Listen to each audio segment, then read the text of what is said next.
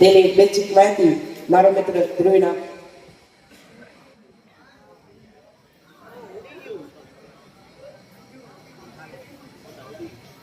વિમાનના પ્રકારો પાંખની રચનાના આધારે.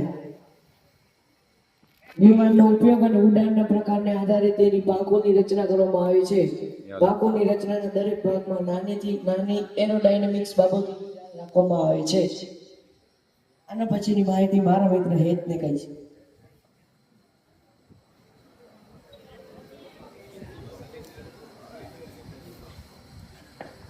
સીધી પાંખો. આવી રીતે પ્લેનની સીધી પાંખો આવે છે. સામાન્ય ઉડાન, તાલીમ, નાના કાર્ગોમાં સીધી પાંખો આવે છે. સીધી પાંખો એ ઓછી ઝડપ અને વધુ લિફ્ટ આપે છે, જેથી પ્લેન વધારે ઊંચું છે દૂર જાય છે. ટૂંકા રનવે ટેકઓફ અને લેન્ડિંગમાં યોગ્ય છે. આ ડિવાઇસ સરળ અને ઓછા ખર્ચમાં નવા પાયલોટ કે ખરબચડા વિસ્તારમાં ઉડાન માટે સ્થિર છે. આવી પાંખો ઓછી હવાના ઝડપે અવરોધ ઘટાડે છે, જે નાના મોટા વિમાનોને વધુ કાર્યક્ષમ બનાવે છે. આના પછીની માહિતી મારો મિત્ર ક્રિશ આપશે.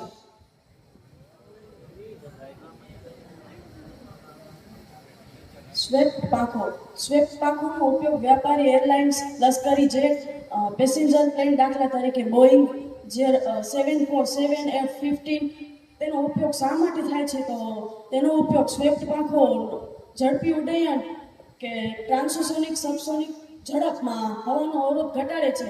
જેમ જેટની ઝડપે હવાને સરળ વહેવા દે છે, ઈંધણ બચાવે છે અને લાંબા અંતરની યાત્રા કે લડાઈ માટે સારું પ્રદર્શન આપે છે. હવે પછીની માહિતી મારો મિત્ર મિતેશ આપશે.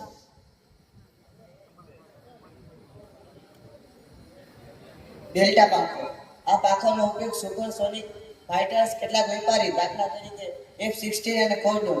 સુપરસોનિક ફાઇટર્સ એટલે જે હવાની ઝડપથી પણ અવાજની ઝડપથી પણ વધારે ઝડપે ઉડાન ભરે છે, તેને સુપરસોનિક ફાઇટર્સ કહેવામાં આવે છે.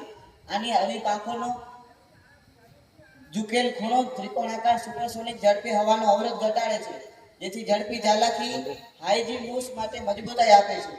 ડેલ્ટા પાંખો ઝડપી ઉડ્ડયનમાં